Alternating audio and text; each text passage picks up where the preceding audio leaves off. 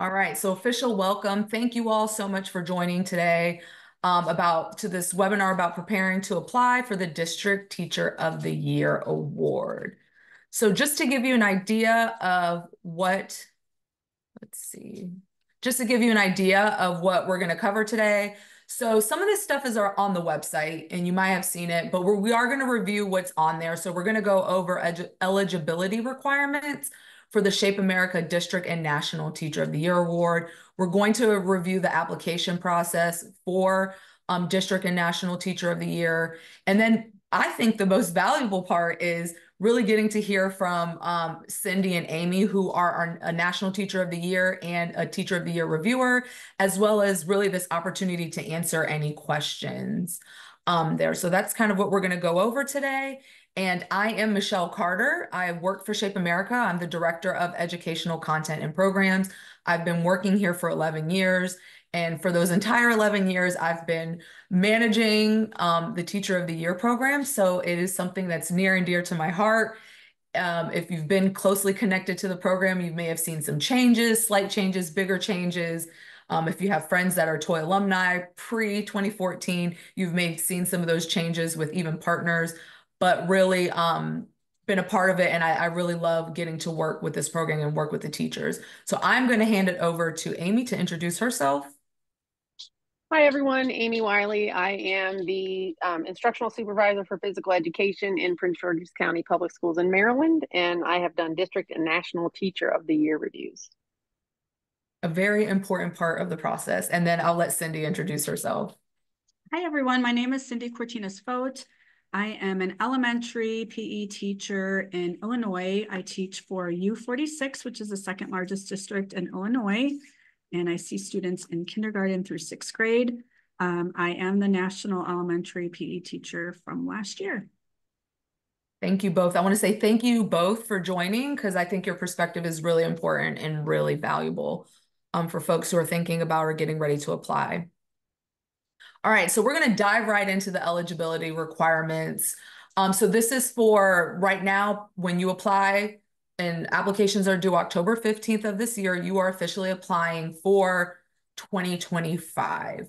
So you must have 5 years of teaching experience in the category that you're applying for. So the 6 categories that we recognize at the district level and national are adapted PE, dance, health, elementary PE, middle school PE, and high school PE. So that means you need to be 5 years teaching at elementary PE or dance at the time of application when you apply. The eligibility requirement of degree and certification in teaching. You must be full-time teaching at the time of application and selection. So when you apply, if it changes within the next few months and you were to be selected as a district teacher of the year, your teaching status needs to be happening even when you apply at that time.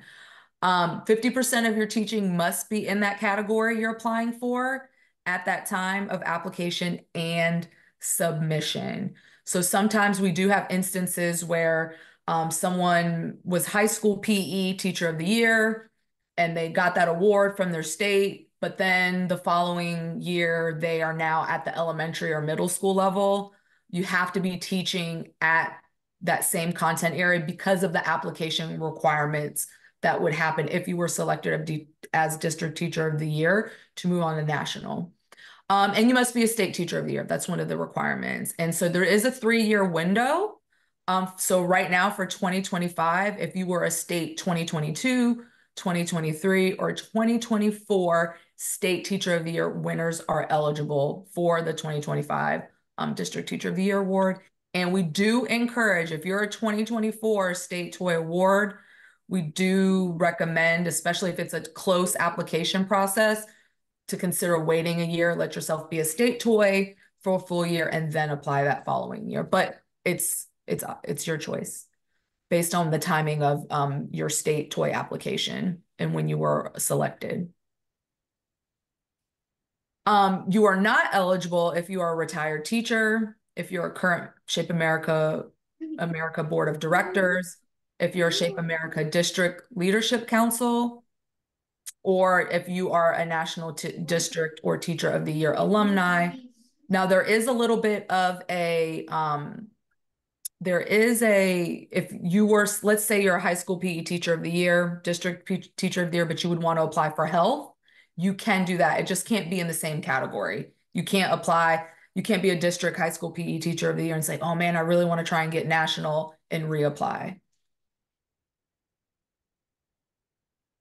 All right, so now we're going to just talk about we went over the eligibility requirements. So if you meet those, then you can apply for the district teacher of the year. So these are the required materials for the district of teacher of the year. You must have a verification of teaching assignment form. This needs to be the Shape America form. Sometimes people submit like a form from their district.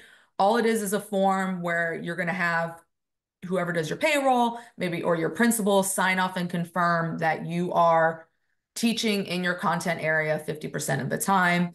And it must be within that school year. So if you're applying again for district teacher of the year, then, and you did it last year, you'll need to do one for the 24-25 school year and submit that. The award criteria, these are those questions, those 5 questions, the bulk of your application. You'll need to have those ready and prepared, and there's instructions on how to write those up so they're within the format, and then a headshot.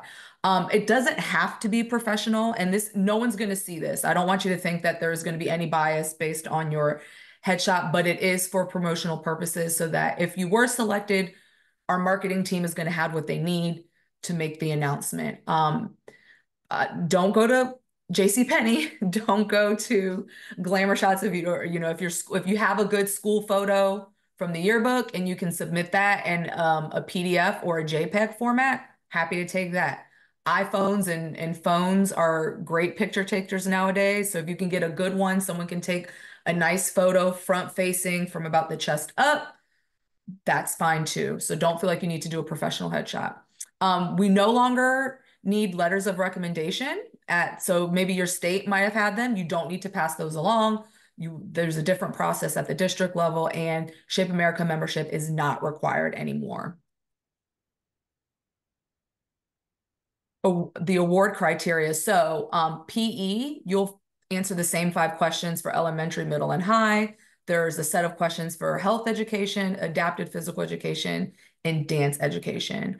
One thing that this is a newer, probably last year, if you're going to start writing, if you haven't, or if you have and you're editing through, just make sure that you're removing identifying information. So don't use your name, don't use your school name, don't put it on your school letterhead or your district letterhead. The reason we want that is so that when people are reading this, they won't know who you are. And so sometimes our community can be tight-knit. So making sure that you can remove as much identifying information as possible. Your state is fine, including your state organization is fine. But putting Washington Elementary School in Illinois, we don't want to do that. You can just say at my elementary school or in my class, my students. So a little bit more broad in those terms when you're describing things. Now, in terms of scoring the award criteria, it's an anonymous review process. When you submit your application online, you will get assigned a number. On my end, I know who you are, but when the information goes out to the reviewers, you are just a number. The reviewers are also from varying districts. So I don't know how much of this people know, but this is a newer change within the last few years. So Midwest District, there might be Southern District, Eastern District, Central, Western District folks on there, as well as Midwest District reviewing those applications there. So we do, it's varying at that level. That's to help remove bias and just make it everyone on the same even playing field when the review process. It's not because I know somebody or I can tell who that program is. Sometimes I know in the past people can read and say like, oh, I think I know who that is. That's to help eliminate all of that. There is an 80% minimum score requirement. So there are rubrics, they're available on our website. You can see, even if you apply and there's only one health person or one dance or one in a category, the applicant still needs to meet an 80% minimum score requirement in order to move on. So looking at using the rubrics to guide as you're writing your award criteria is important. Also, there teachers who do teach in, so there is a additional 4 points added one time at the end of the total score. Since it's, there's different challenges that teaching in a lower income school that might be less equipment and those kinds of things. And to account for that, we do offer 4 points to teachers at Title I schools. However, that's not a part of the 80%. So it's not 80% plus those 4 points. We're looking at the 80% prior to the 4 points to move on, just to make that clear. And as I mentioned, the rubrics are online. So looking at those rubrics, answering those questions as best as you're possible so that you can score as high as possible. And submitting your materials. So we do have an online form that you will use. There is an offline application that's available for you to prepare your answers so that you can think through those award criteria, you can edit, those kinds of things. And then when you're ready to apply, have everything together, because once you start that application process, there isn't a way to save it and to go back. So just make sure when you're ready to submit, you have all your materials ready to go and that you're uploading the correct versions. We do our best. We usually on the website, we put the date that web page was last updated so that you can see if there were any changes. Just always double check the award criteria with what you have to what's on the website, because what's on the website is what we will be using to score. And we don't want you submitting responses to old questions that might have changed or tweaked. Sometimes it might just be one question is different so just make sure to double check against that when you're submitting. And usually we put the date there too, like these are new, these were updated this date.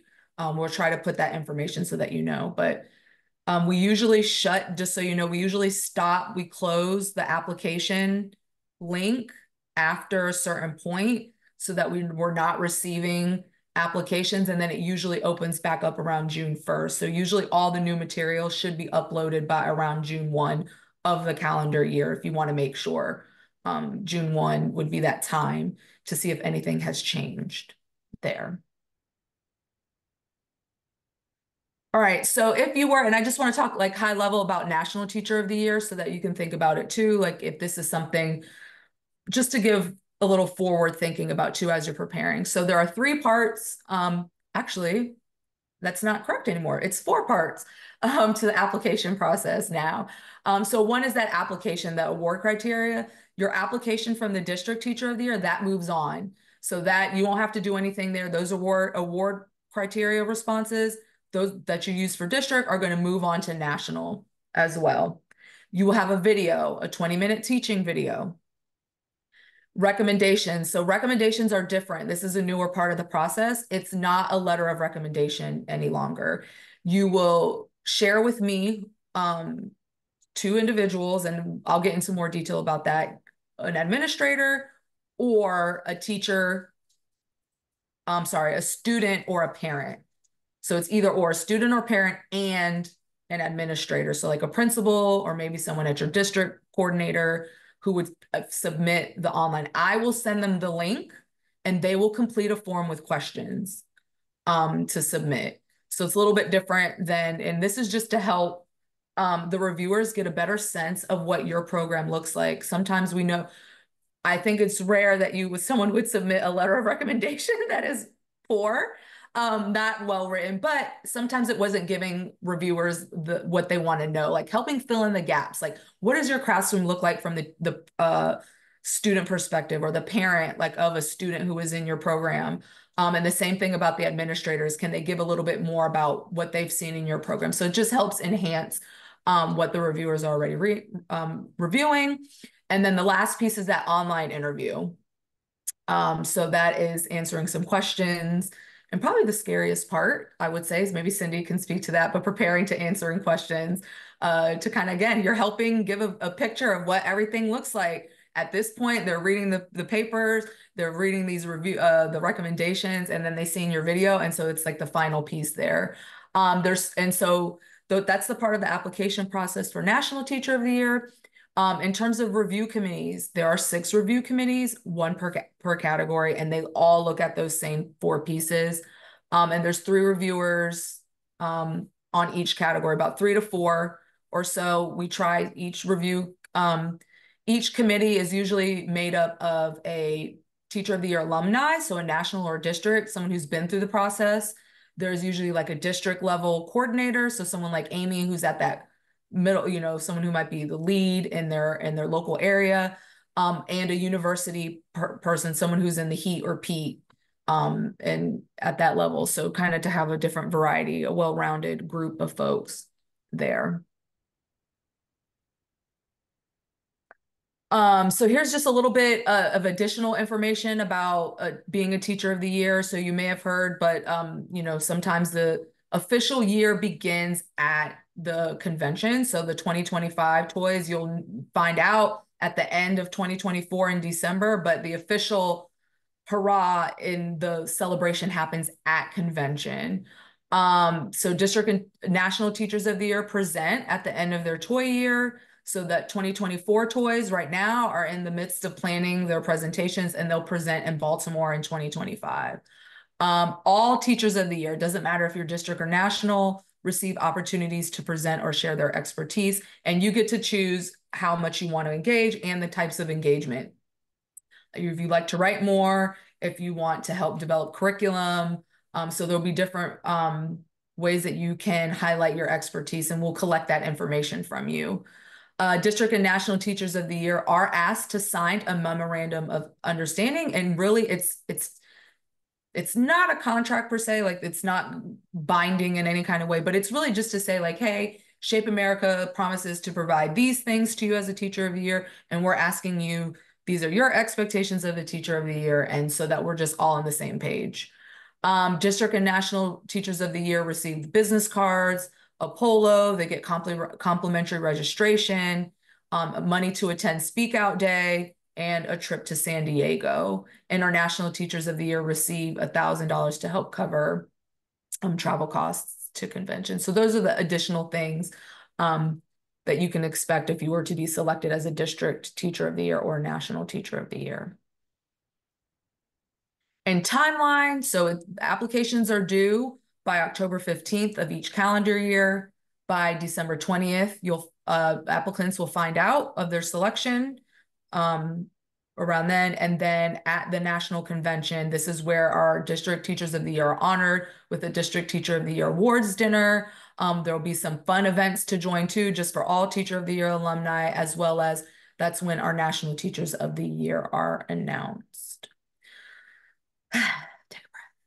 So that was a lot of information. And as I mentioned, I know it's on the website, but sometimes hearing and maybe clarification, just presenting it. So happy to answer questions at the end. We'll do a Q&A, as I mentioned. We'll wait till the end to hold questions. But now, to me, this is the most important part. This is the part that isn't on the website. This is getting to hear from, to get some advice and tips from our reviewer and our Teacher of the Year. So I am going to hand it over, and I'm going to let Amy talk first from her perspective, and then we'll go from there. All right. So I always try to remember to add a couple little notes so I don't forget what we're going to talk about. One of the things I absolutely appreciate now, I've reviewed before we had the blind or anonymous application. And I think it's a neat perspective because I'm just reviewing the information you've shared. It is weird though, because then when we get to meet each other, I'm not sure who's I reviewed, but because there are a lot of good ones as well. My biggest piece of guidance would be answer the criteria. Read the question, read what it asks you, and make sure you answer what it's asking you. A lot of times people will reiterate in another criteria. So they'll answer I'm just giving an example, number 1, and they say the same thing over again in number 5. Try not to do that because we've already read it once, and it is a lot of information, for us to be reading over something over and over again. One of the other things I think is important is to focus on your students. So we know that you do great work. We know you're involved in things. But focus on your students and the learning that's happening. Another tidbit I like to share is it's also neat when you share all the other things you do. So I think the last question for PE asks about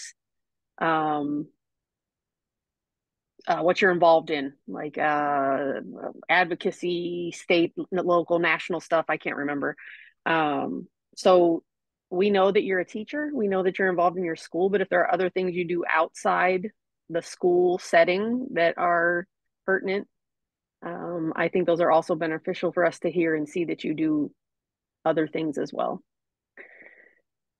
I think that is all I can think of for now, Michelle.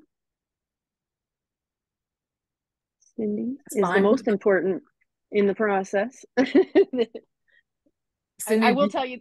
go ahead. I will tell you the interview process I know is nerve-wracking for the person that we're interviewing. But remember, we have already read your information. We are there to listen to you, and we're PE people or health people in a different setting. You know, we hope to not be intimidating. We're here to listen to you and learn from you.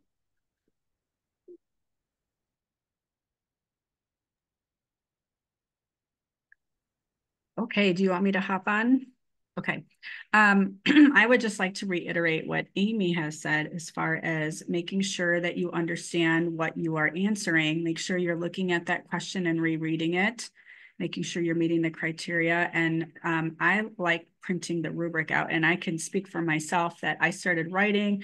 You start, especially if you stop, you start at it and then you put it aside and then you come back to it. Sometimes you kind of forget like what you've tackled. And I know that when I went back to reread my question, I wasn't even hitting like some of the key points. So make sure one that I would print it out and print out the rubric. And then when you're writing it, make sure you reread it and have multiple eyes reread your question. I had multiple people look at my answers and help me kind of edit, like, give me some suggestions on how to word it better, or, hey, you already mentioned this, as Amy said, and I did that too. I answered a question that was better suited for I answered it and it was better suited for a different question. So I'm very thankful that I took my time to write it.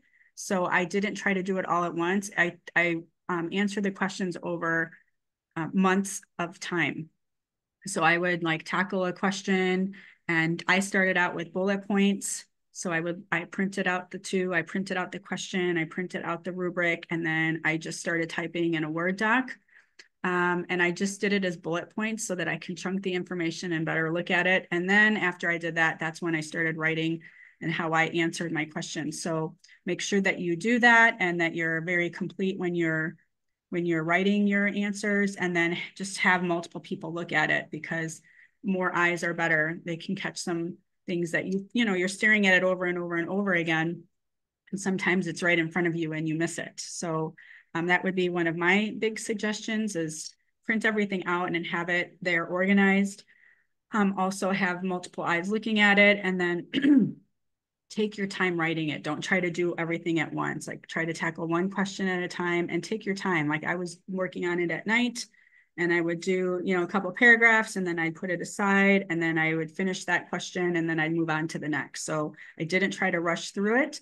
I just tried to make sure I took my time and just did a little bit at once, especially if you're someone that's actively involved in your organization or other things outside of teaching. You're very busy. So you want to make sure you designate some time to really be thoughtful about what you're writing, because it's hard to write about yourself. And like Amy said, make sure you're highlighting your students and what you're doing with your students. How are you helping them grow?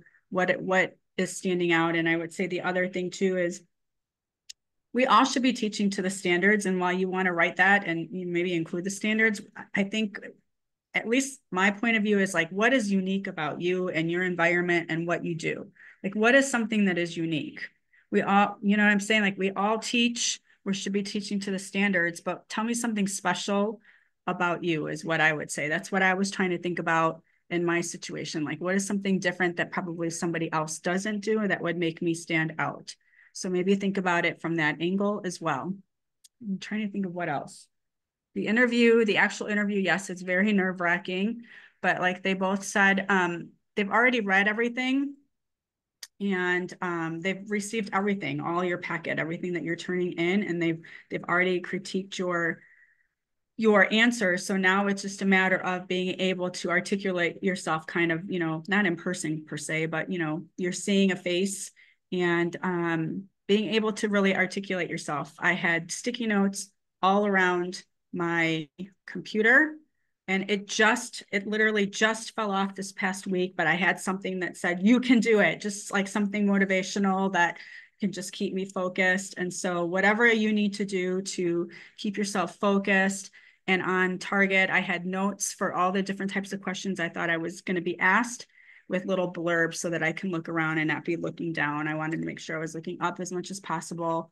It's a very interesting situation to be in, because everyone's very no affect really on your face, and that's really hard for me. So I didn't really know how to handle that, and especially if their cameras are off. But I was told that that's how it was going to be. So I was very well prepared for that. And I had a little picture of my family covering the camera on my computer, so that keep me positive and just kind of work through and have my notes. And I really spent a lot of time thinking about questions that would be asked and how I would answer them. And I rehearsed them. I think I Zoomed with about 5 or 6 different people that I trusted or who were previous toys. And I gave them questions, or they gave me questions. And I went through an interview probably 5 to 6 times. I'm not kidding. It might've even been more than that, just because I wanted to be very prepared when someone was interviewing me. So I think I can think of something else. I can't right now. It's been a long day in a hot gym, but those were the key things: is just take your time, have other people look at it, and print everything out. Make sure you're answering the questions. Prepare your, like, just be very prepared when you get to the, if you're lucky enough to get to that point where you're going to do an interview, just make sure you're prepared. You're not going into it cold turkey, and make sure that you think about the types of questions that you think would be important that someone would ask you, and practice them with multiple people. I think that's really great advice. I want to touch on something that you said. If you're in a state where you can tap another teacher of the year, connect with them. And if you have someone but you don't know them and you would like to be connected, you please reach out to me and I can connect you with them so that they're happy to help and provide perspective of their experience. I've heard teachers of the year, a lot of what Cindie has said, I've heard other teachers of the year talk about doing. The English teacher in your building, ask them to help. If you don't have someone, or you're not sure, utilize resources in your school building. This is part of the reason why we say, if you're just finding out in like September that you're your state toy, we recommend waiting the year so that you really can have that time to prepare your criteria responses, because you are all amazing. You've all won your state teacher of the year award. And it's coming to a point where I'm not saying we, because I have nothing to do with the process. It's Amy, and the people like Amy are splitting hairs. They're looking and they're reading. And I love the point that Cindie made too, because I've heard also reviewers saying like, oh, I felt like when they're having that time to talk about what they've read, well, I felt like I kept reading the same thing. So reading it, is this better somewhere else? Can I highlight something that I'm doing here and then highlight something else in a different question? So thinking about what you're doing and how you can utilize all the good things and the amazing things you're doing to answer the question to the best of the ability of your ability. So really taking your time, I think it is that, because they don't know anything else about you except that those criteria questions are really it at the district level. So really making sure that you have that you have that real well written. And also you're just, I mean, even probably starting with a list of thinking of all the things you can forget, like you're doing it and it becomes like second nature to you. Maybe asking your other colleagues, what's something that I've done, or what do you think, or talk about it to start thinking, to jog your memory, because sometimes you forget because you're just doing, and you're innovative, trying a lot of things, and time blurs between this year and the next. What do they say? The days are long, but the years are fast. Okay. So any other thing, Cindie or Amy, you want to add to that? Yes, real quick. So one of the things that I just remembered is that, remember you're not just writing or interviewing to win the award. You are the person representing that particular teacher of the year position. So you're the face, the voice of Shape America or the district level at that time. So that's what we're looking for, is someone that can represent the position on behalf of, you know, the organization. The other thing is the writing and the interview for me is always either, you know, someone will have great information and I'm like, oh, okay. And then their interview, we learn more. They're very nervous most of the time, but we learn more. So I love that there are two pieces of it, because I can't get everything by reading just the criteria. So both parts, all of the parts are as beneficial as, you know, one to the next. I would like to add too that I think it's important to just take some time to reflect on your career, how you've gotten to where you're at, and what you're passionate about. Because I think that that's what made it a little bit easier for me to start writing, because it is pretty overwhelming to start writing all of those questions. And you do the majority of them at your state level. Some of them will transfer over, and then there might only be one or two that you have to start from scratch. But for me, it was really helpful to really think about the items and the areas in which I'm very passionate about, and then start jotting down notes or bullet points of like the things that I've done towards that passion. I love it. I really do. If there's no other additional thoughts, I'm gonna go to the next slide, and I hope you're coming up with all your questions to towards the end. We will have time for that.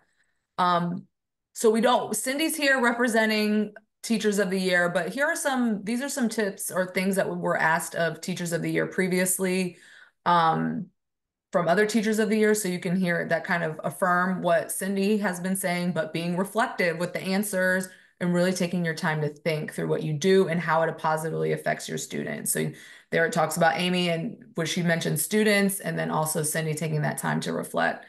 We have a 2013 toy. Read the essay questions carefully and consider all that you have done to be honored as a toy applicant. Be thorough in answering the essay questions and make sure it's clear to the reader, right? That's good to get those other eyes, what your program feels like to your students in your school and your community. So that might be a fun thing. Ask your students, what do you think that I do is super cool? Right. And see, maybe that could inspire you, or sharing that too. Because really it is, hearing from the students is always the best part, or seeing what you're doing with them. So here's another one. I always focus on how the process helped with my students. So again, another student reference. It was an honor to receive multiple state, district, national awards, but it was always a way to reflect on my students. I never completed any item with the hope that I would become a toy. I always made decisions on how it would help my students. So really, again, writing those answers on how I'm doing this, and this for the students, for my students. When answering the question prompts in your essay for National Toy, you are given guidelines on how long each response can be. So yes, that is true. It used to be 1 page. I think now you have 2 pages typed. So you get a little bit more to expand. So guidelines on how long each response can be. I inserted a lot of hyperlinks in my essay responses so that the selection committee could click around and find out what my PE program was all about, instead of reading about it in the essay and taking up lots of space in my responses. Now, I'm going to put a point of that there's what do they have? The star, asterisk. Remember, blind review, or excuse me, anonymous review process. If you have, I'm just going to make it up, Virginia Middle School all over, home of the Tigers, all over your gym, or you see students and you're in the shot, I would not recommend putting video and photos. I'll be honest. If you want to show sample assessments, if you want to show student work, if you want to show how you're, maybe a picture of something in your gym or your teaching space, I think that would be okay. But I would avoid putting children and yourself, video of yourself.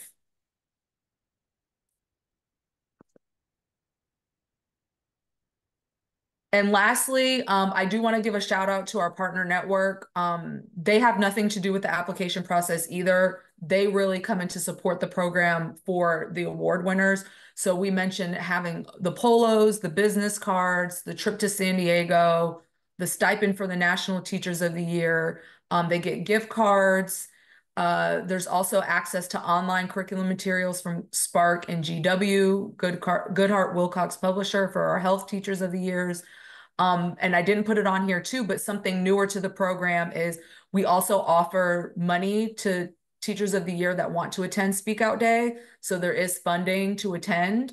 So there's that as part of being a teacher of the year. And really we have our state teacher of the year partner there too, which is an optional thing there, but they also provide additional support to state teachers of the year, also pullovers and gift cards as well, because they're really committed to highlighting and helping teachers. And that's just something that they feel passionate about, and they're able to do that and help really make this program super robust. If you have questions, I am your person to do that. And that is my email address there. Like I said, if you do want to be connected with a teacher of the year from your state because you don't know anyone or you're not, I'm happy to try and connect you with someone, even if it's someone not from your state. I'm happy to do that too if there's other questions there. And thank you, Cindie and Amy.